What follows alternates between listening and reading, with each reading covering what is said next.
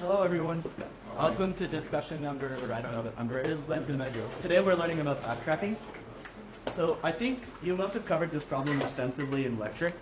So I'm going to kind of propose another view of this problem that's different than the way Kanye teaches it in lecture.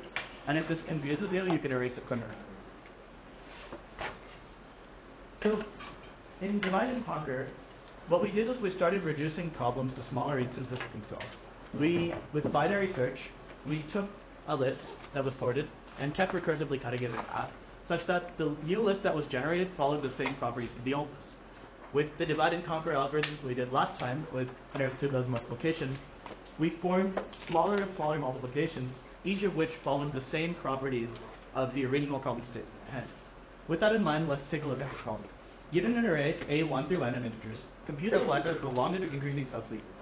A sequence b1 through l is increasing, bi is greater than b of I plus 1 for every index I greater than or equal to 2. For example, this looks like the digits of 5. 1, 4, 5, 6, 8, 9 is an increasing subsequence. Turns out it happens to be the length of the longest increasing subsequence. So we want to find the length of the longest increasing subsequence. So if I give you an arbitrary list A, and say 1, 4, 3, 2, 6. So question 1. How many subsequences are there for a given list? So recall a subsequence is a list that can be obtained by deleting one or more characters while preserving the order of the rest of the list. How many subsequences are there for this list? Yeah. 2 to the power of 5. 2 to the power of 5. 1, 2, 3, 4, 5. Yeah. So for this element, I can either include it or exclude it in the subsequence. For this element, I can include it or exclude it. Two choices. Include, exclude, include, exclude. So there's 2 to the power of 5 possible subsequences. That's point number 1. So if I give you a subsequence, let's say I pick any of the 2 to the power of 5 subsequences. So one subsequence in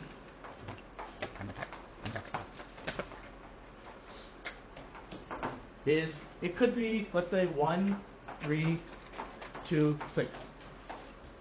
Okay? I deleted the number of 4 and obtained a subsequence, which is a list that preserves the order of the original list after deleting one or more elements. If I give you a list, how long does it take for you to tell me if that list is an increasing order or not? Yeah, make the length of the list. All of the length of the list, yeah. So we'll say the list isn't like that. Is this bigger than this? Is this bigger than this? No. So you iterate through the list, and you make repeated comparisons from left to right to see if the value of the right is always bigger than the value to the left. And that takes order and time. So the most naive algorithm,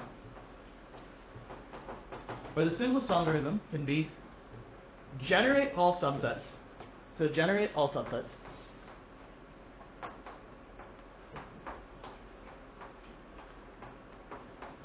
And there's 2 to the power of n possible subsets. So this is big O of 2 to the n. And then, for each subset, check if it's increasing.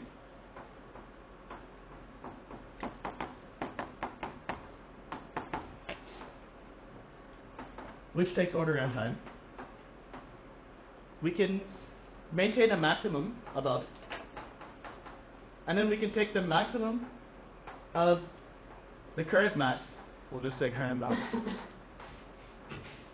and the new subsequence.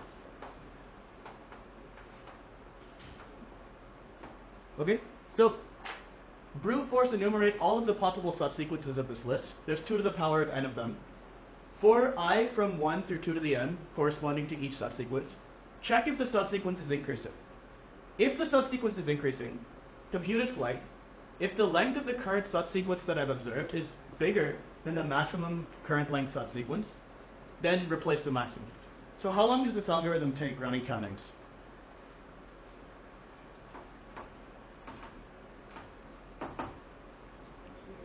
N to the n, yeah.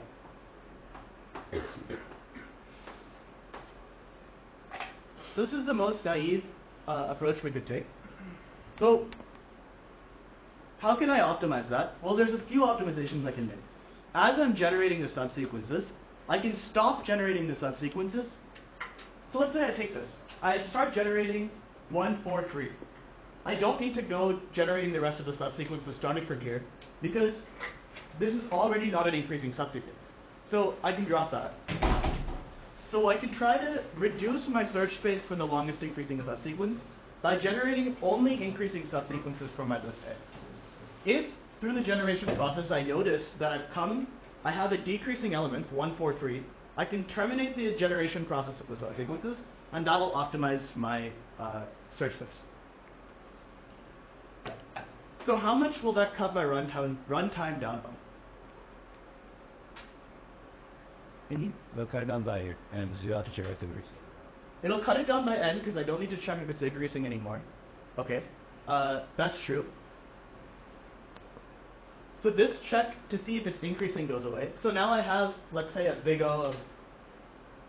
Then, okay, yeah, so let's say I've only generated all increasing subsequences, right? What is the worst case number of increasing subsequences I could have? It's 2 to the n if the input list is sorted.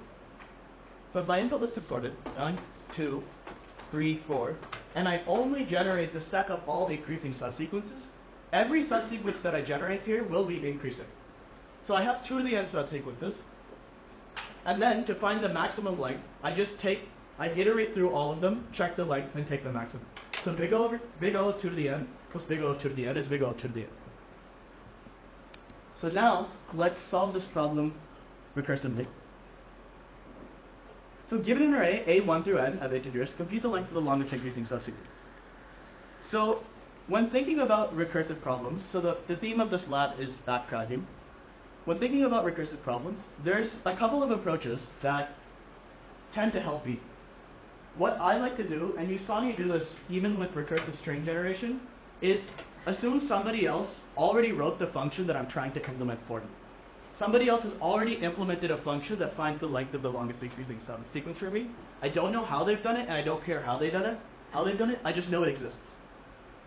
I want to take a small incremental step of the progress halfway through the recursion and generate my next return value.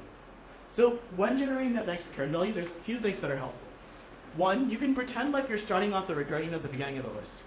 If this was the first comparison I was making, what would it be? You can place yourself in the middle of the recursion and view what's going on there. And sometimes it makes sense to place yourself right at the end of the recursion and decide what to do there. So how do we break this problem down into smaller versions of itself? That's what we will need to figure out. So let's say let's say my list was only from 9 through 7. So I'm only concerned with this suffix of the list. Let's say I find the length of the longest increasing subsequence in the suffix of the list. So I'm interested in the suffix. I have the length of the longest increasing subsequence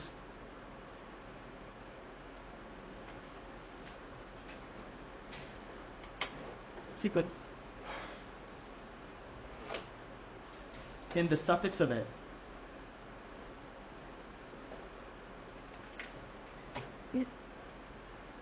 We'll call this index I, and we'll call this index n.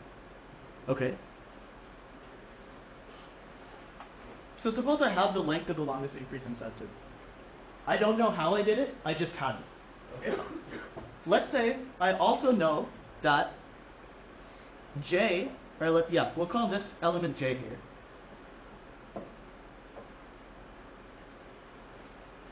J is the smallest, i.e. element in my subsequence.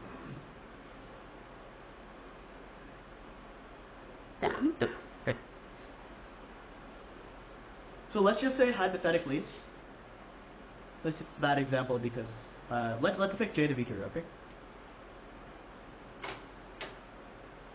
So I have my suffix on my list, I through n, and I know the length of the longest increasing subsequence in my suffix of my array, and I know that the last element that was in my subsequence, going from right to left, is the number 2.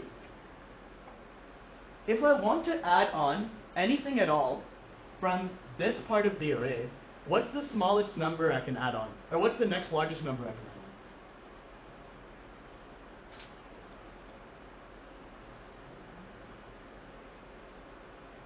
on? So, the statement is, we'll try this again.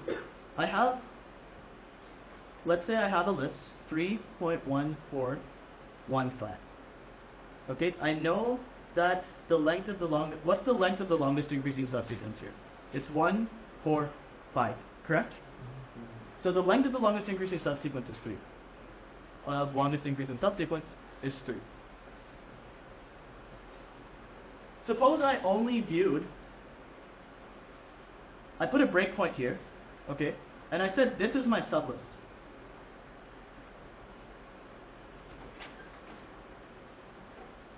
And I already know my longest increasing subsequence ends in 5. So I know my subsequence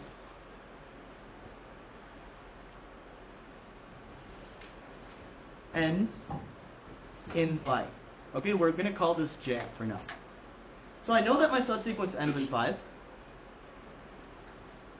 And I've generated, let's say, the longest increasing subsequence, and I know my subsequence ends in 5. Okay? If I choose to skip the 1 in my subsequence, what is the next largest element I'm allowed to include in my subsequence in this part of the array? 4. 4, right? I can't include anything bigger than 5. 4 is the next valid element if I choose to skip this 1. So the next largest element I can include element is 4. So then I pick my 4th, let's say. Okay, I pick my 4th. So now I have 2 options. If I pick this 1, my length is 3. If I skip this 1 and pick this 3, my length is still 3. So there are 2 subsequences that are increasing in length 3. So to make this a bit more abstract, wait, is anyone lost right now?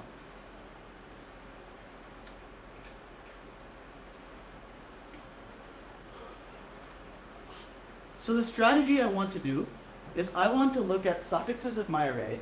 I want to find the length of the longest increasing subsequence in the suffix of my array, and then pick a new variable to add on. So we're going to define the function lis of I is equal to the length of the longest increasing subsequence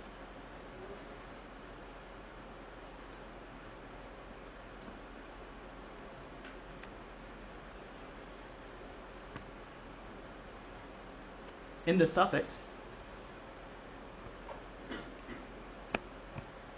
ai through n.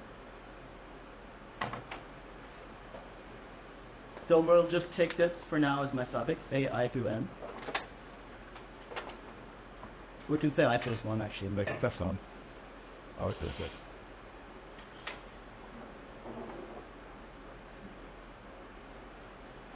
So this is my suffix of my array, I plus 1 through n.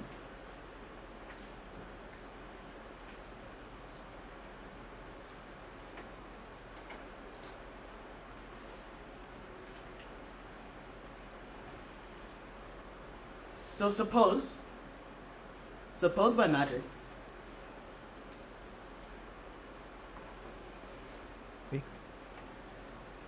Mad. I knew the next element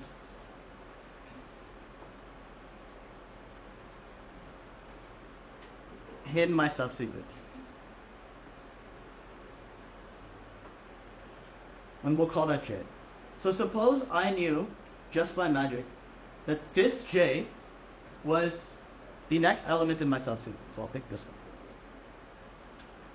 So I knew the length of the longest increasing subsequence from j through n. So by magic, somehow somebody told me that this j is the next element to my subsequence. I'm currently at index I, and I have two options now. I can either choose to include this 3 in my subsequence, or I can choose to exclude the 3 from my subsequence. Correct? So if I choose to include, if I knew the right j by magic, then I could either choose to include or exclude this I. So what are the conditions? If I want to include I as a subsequence, what are the conditions I need to meet in terms of I and j? Yeah, also less than here. AI has to be less than AJ, right? So AI, first of all, needs to be less than AJ. And if I choose to include it, I find the length of the longest increasing subsequence starting from j by magic, and I add 1 to the length that I started from j.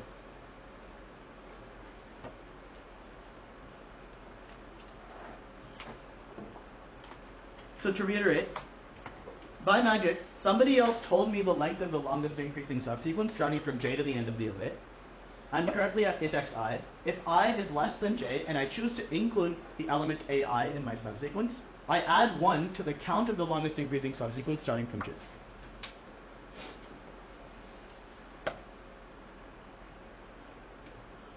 But magic isn't real, and I don't know j. So what are all of the possible values j could take on if my I is fixed at here? What are all the candidate j values? Yeah. 3, 4, 6, 7. 8, 4, 6, 7, right? So from I plus 1 through 8. So j can range from I plus 1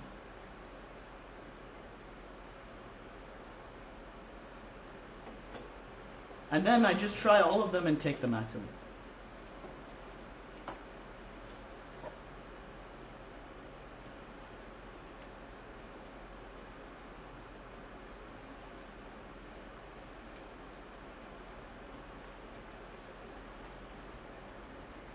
And this whole thing, this nasty looking function, is LIS.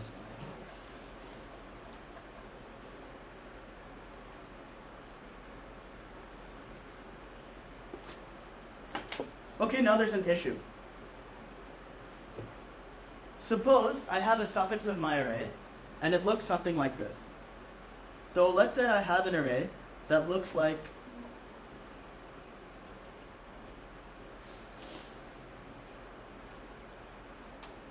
this is my j now, and no matter what I choose ahead of it, let's pick this to be my j, I cannot include, if this was my I can't include it. Why? Because 9 is not less than 9. If this was my I can't include it because 10 is not less than 9. So the list I've generated only generates I plus 1 through n when ai is less than aj. But now there are no elements where ai is less than aj, and then this set that I'm taking the maximum over becomes empty. So what happens to the recursion? Well, this becomes empty and I don't know what to do. So we need to define a base case here. And we can do that by saying that the maximum of the empty set is 0.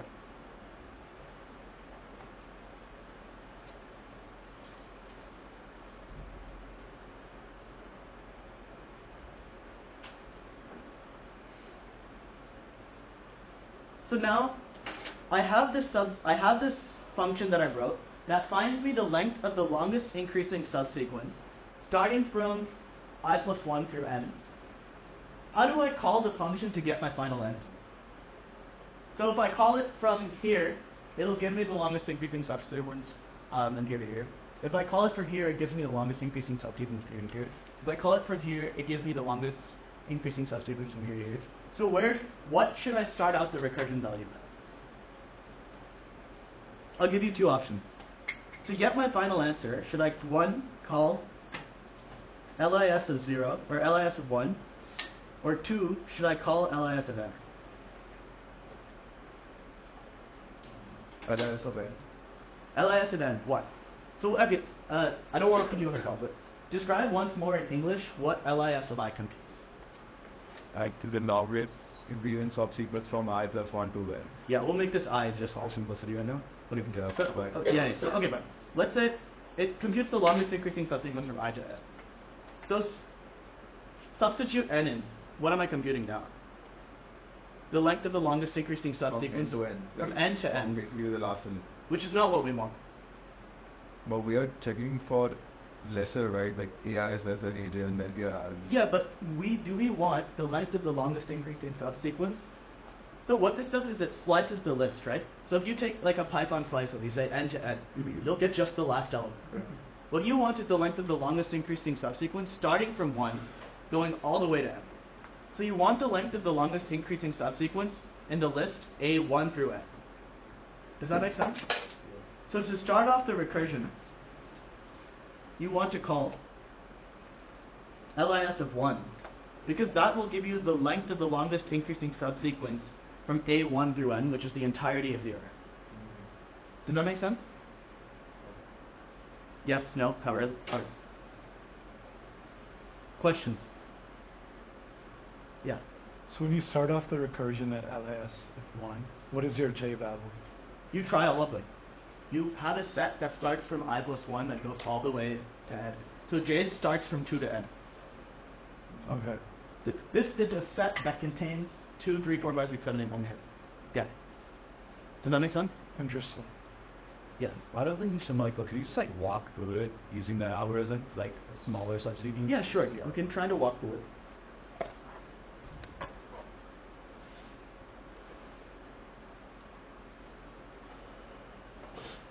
So LAS of I said was equal to 1 plus LIS of j. And I've restricted it to what? I said that if I already knew that my subsequence in the suffix ends with j, I add 1. And then I take the maximum over all of them. How quickly? AI was less than it. And I'm also adding the constraint that j belongs to I plus 1. Here, Alan. You want to take like a really small list. So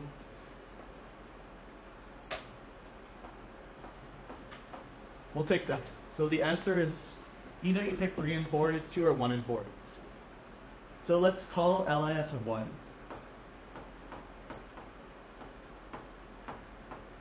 So what does that do? It takes the maximum. So first of all, is I start enumerating j from 2 to here. So let's say j equals 2. So we'll take the maximum of 1 plus. So we take j equals 2. So what goes here? 1 plus LIS of 2. And then what's the second element in the list? J now moves all the way up until n, right? So I take LIS of 3.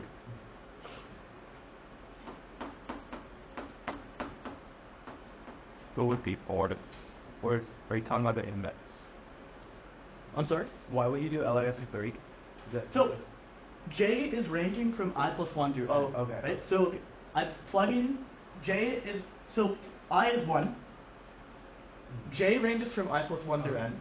So j ranges from 2 to n, and n is 3, so it goes 2 to 3. Okay. So 1 plus LIS of 2 and 1 plus LIS of 3. But I don't look with max first. Like, what is the... The max takes the max of this element and this element. Like, max of... If you have a set of numbers, this returns 9. So what... Wait, what is it doing here? Like, what is the max doing this? So it's going to take the max of, eventually this recursive call will give me a number, correct? Eventually, it'll give me some number. And that gives the length. They're doing a max of 2 lengths. Is that it? Yeah, exactly. The max of 2 lengths. This is going to give me a number after I finish the recursion. This will give me a number after I finish the recursion. And then this will have one number, this will have, the sum of this will be one number. The sum of this will be another number, and it will take the max level. Yeah. But shouldn't you have like 1 and then 1 plus LIS of 2? 1 and then 1 plus LIS of 2. And that LIS of 2 word. Let's see, let's keep tracing through and see what. Alright, so we'll now take LIS of 2. So what's going to go into here? Thought of great. Yes. So j is now my I is equal to 2, and j is equal to 3. So it's going to go 1 plus lis of 3, and that's it. Your other rip. And then I take lis of 3, which is the only one I haven't computed, and then I hit my base case, which is what? So lis of 3 gives me the maximum of the empty set, and I define that to be 0. So then I get that lis of 2 to be, I put a 1 here, so I get lis of 2 is going to be equal to while. Right. I like the 3 0. Yeah. So lis of 2 is equal to 1. This is equal to 0. This is equal to 1. So then I get the max of 2 and 1, which is 1. You do. You're equal.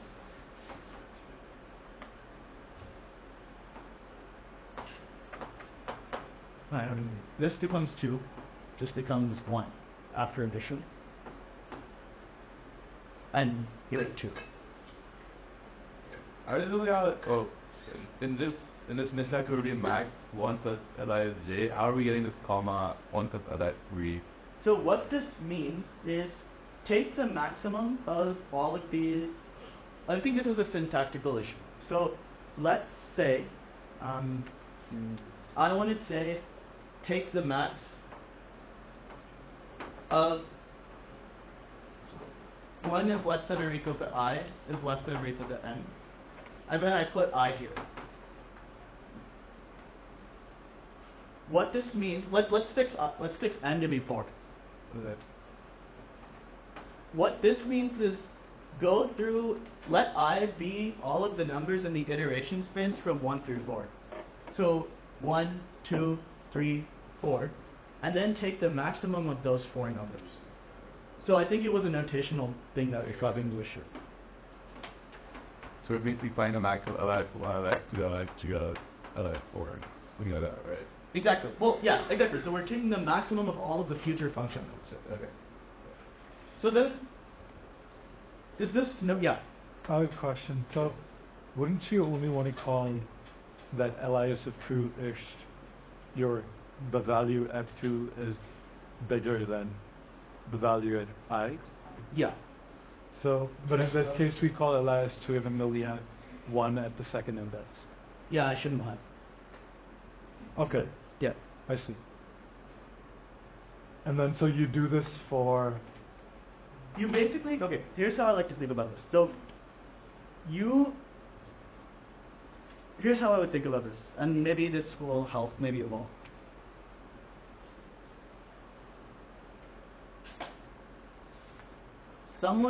You're looking at this suffix of the array, and you know that j is the last element in your subsequence.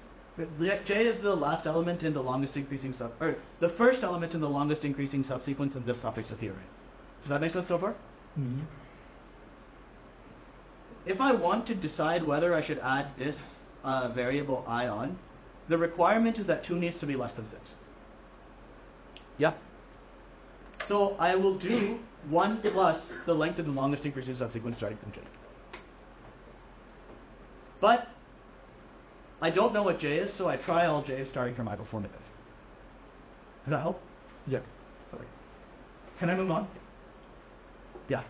I have a question. I don't know what you said earlier, where you call lis to regimen. You talk a bit more about that. So let's do this. I can either include it or exclude it, correct? I can either choose to include the maximum or exclude the maximum. So what I could do is I could actually say, I can take the max of these 2 elements. Let's say I choose to exclude it.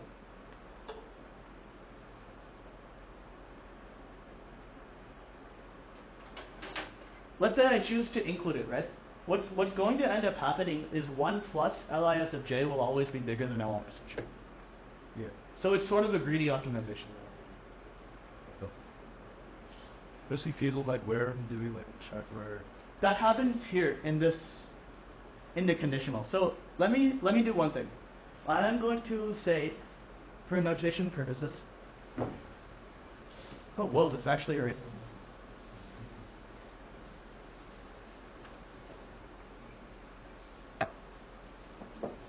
Let's say I told you I want to generate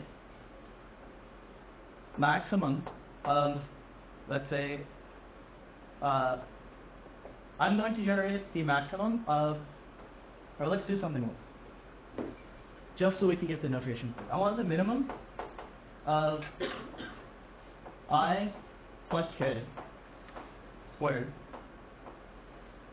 Okay, for 1 is less than or equal to I, is less than or equal to j, is less than or equal to n. Does this make sense? Who asked the question? Sorry. You did. Okay.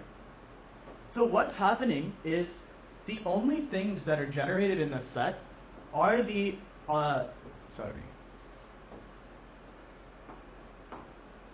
I is less than or equal to j is being correct. So the only items that are in this list are only going to be the ones where I is less than or equal to j. Yeah. So if we make this subset even smaller by removing the equality, then we have distinct elements, right? So I'm getting rid of these equal to, and I'm just making it plastic. Are we also going to check where AI is less than AJ? Correct, yeah. So if I were to say this, and let's say I fix this to be 4, for example. So my options are 1, 2, 1, 3, 1, 4. 1, 2, 1, 3, 1, 4, 2, 3, 2, 4, 3, 4. Those are all of the things that match this constraint. Does that make sense? So the tuples, the iteration space will be, let's say this, I was just enumerating all of the IJ elements. It'll be 1, 2, 1, 3, 1, 4. What else is going to be in here? 2, 3, 2, 4. Does that make sense? Yeah, here's but we have to check like the values. Yeah. I'll add that in now. Oh, okay. So, and then 3, 4, right? Yeah. But then, let's say I added a second constraint, where I said I have 1, 2, 3, 4. And then I said 6, 9, 3, 2. I added in the constraint now, I'm adding in a secondary constraint, that AI is less than AJ. Does that make sense so far? So which one of these tuples should I remove? Is 6 less than 9? Yeah. We're good. Is 6 less than 3? So this gets removed from the iteration base. It's not even generated. Is 1 less than 4? Oh, sorry, is A of 1 less than A of 4? No. Okay, yeah, so this goes away. 2 less than 3, no. 2 less than 4, no. And then 3 less than 4, no. So the actual enumeration that happens here is now just the numbers 1 and 2. So here I'm doubly constraining the values that are generated to take the maximum over with the combination of these two constraints. Can I move on? Yeah. Yes, last question, sorry. So basically you made that optimization of only increasing. Yeah, because what's going to happen is if it's j, LIS of j, and then you have 1 plus LIS of j, mathematically, 1 plus LIS of j, if we know that always it's going to be positive, we'll always do bigger. So if you wrote the maximum, so the intuition is, I choose to include the element, or I choose to exclude the element. If I choose to exclude the element, then I just take LIS of j. If I choose to include the element, then I take 1 plus LIS of j. But we know LIS of j will always return a positive number, so the maximum will always be. And it wouldn't be wrong if we wrote that. Okay, I think we should move on, unless there are any more questions. Right. Let's go on to the second question. Given an array of integers, compute the length of the longest decreasing subset. So one solution to this problem is to take the recurrence that I wrote earlier and then flip all of the checks that I've made for bigger than or less than. That's a trivial solution. So let's say I don't want to rewrite this whole thing. I don't feel like rewriting the whole recurrence and flipping all of this high and low. I've built an oracle that finds me the length of the longest increasing subsequence. So part 1 finds me the length of the longest increasing subsequence in the list. How can I use that in the oracle to solve problem B? I want the longest decreasing subsequence. So what in this array, what is the longest decreasing subsequence? And the one on the right. Or 3, 2. Or 3, 2. Okay. So the length is 3. So length is the longest decreasing subsequence is 3, 4, 2, and 2. I have a black box on the desk that gives me the length of the longest increasing subsequence. What do I do? Yeah. Could you just go from right to left I could go from right to left, right? and use the increasing, and that gives you the... So that's switching the operator, right? In the recurrence. Is that what you're suggesting? or switching the operator. So in the previous recurrence, whenever I had less than or equal to, you want me to make a create a variable, right? Is that what you're saying? Yeah. So yes, you could do that. But I think there's a very trivial solution. Yeah. Yeah, he subtracted from the length of the list and I want it. Can we subtract it from the length of the list and add 1? What if the numbers in the list... So idea is to replace each AI. Replace each AI with n minus AI plus 1. Right? The issue is you're not guaranteed a bound on the numbers in the array. So if I can have a number in my array, AI, let's say n is 5, and I can have the number 100 in my array. So in that case, this wouldn't work. Yeah. Tom, could you just reverse the... Exactly. You can reverse the list. Reverse the list, pass it into LIS. And So you could reverse this list, and then I want to find the longest decreasing subsequence. Well, I reverse this list, and it becomes 6, 2, 3, 4, 1.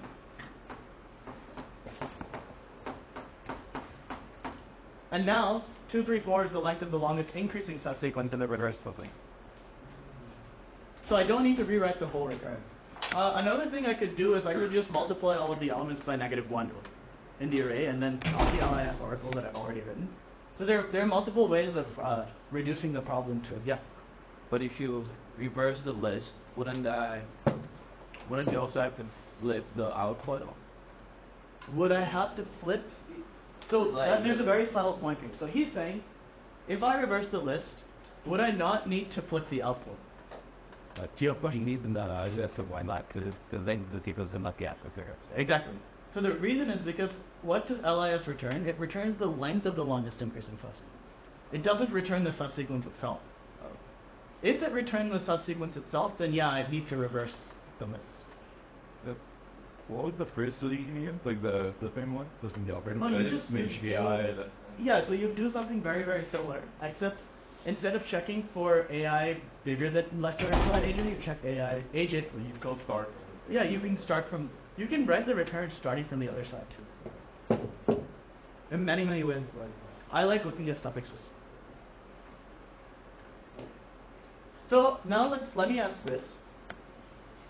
How would I actually return the subsequence itself? So actually, let's move on since we have only a few minutes left. I don't think we'll get to the third problem. So let's extend this a little bit. What you noticed here was I was doing something really silly. When I called LIS of 1, I was calling LIS of 2 and 3. So when I called LIS of 1, let's assume my list is 1, 2, 3, 4. Okay.